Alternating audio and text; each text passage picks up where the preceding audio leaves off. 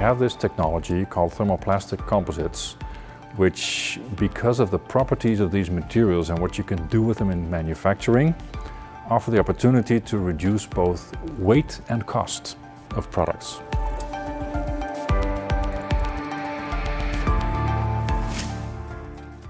So ladies and gentlemen, good afternoon.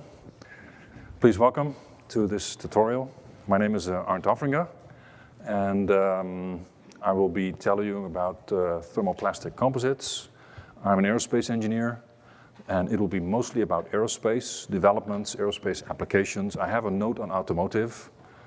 It's not my specialty, it's not our business, but I'd like to show you the parallels between automotive and aerospace.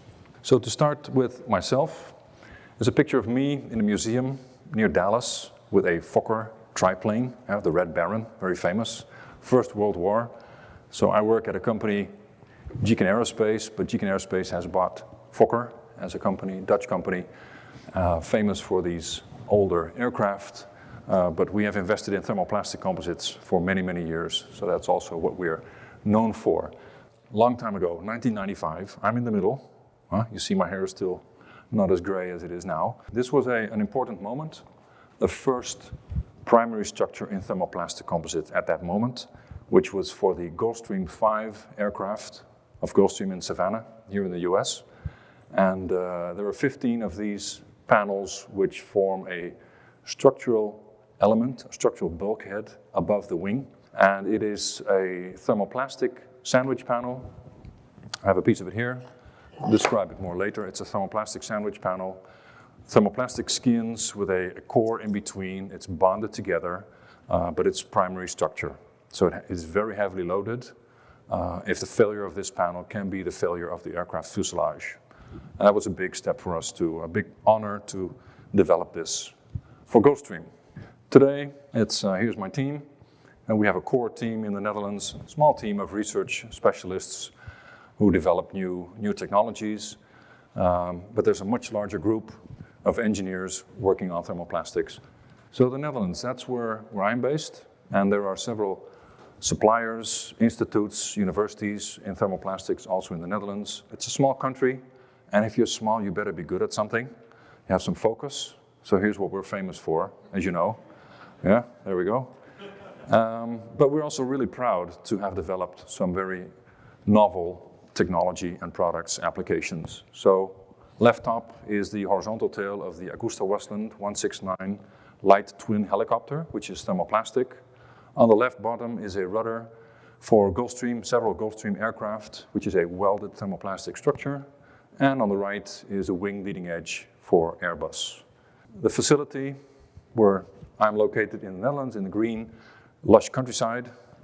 And it's a large composites plant, and that composites plant has been growing and keeps growing. So there is a lot of growth in thermoplastics. There was a nice article in Composites World some years ago about specifically the facility in the Hogeveen location. The Fokker company has a rich history, a heritage, starting 100 years ago. Used to build aircraft, regional aircraft for 50 to 100 passengers. That is all gone, but we are still specialists at aerospace structure. And the organization structure looks like this. At the top is Mr. Hans Butker. He's a Dutch guy, and he likes thermoplastics, which is good for me. And then we have several units. We do have a restructuring going on currently. The North America activities is being combined with European and Asian activities. The Fokker, the Dutch part, is several elements: electrical wiring, services of the flying fleet of aircraft, landing gear, and then on the left top, lightweight aerostructures, and that is basically the area that my team is active in. On the left here, the list of customers.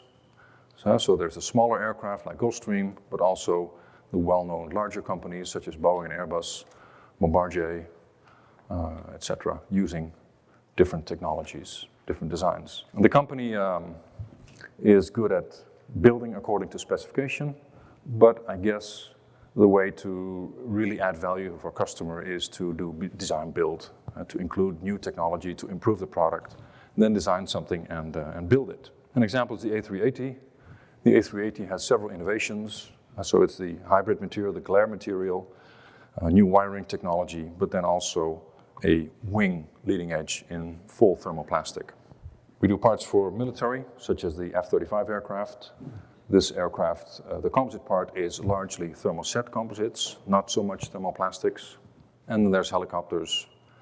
For helicopters, the relevance of weight is really, really large. So lightweighting is very important. And that's why this customer, when they saw the products we were doing for Gulfstream, they said, can we try to make it work as well for a helicopter? For example, for the tail of a helicopter, where the weight is really, really critical. And as an example of the importance of weight, the skin on the tail of such a helicopter, if it's aluminum, it's 0.3 millimeters. So that's really thin, but it has to be for a helicopter. So the goal of all this technology development is to create technologies that are unique, but also cater to customer needs and create growth. Growth of turnover, growth of profit.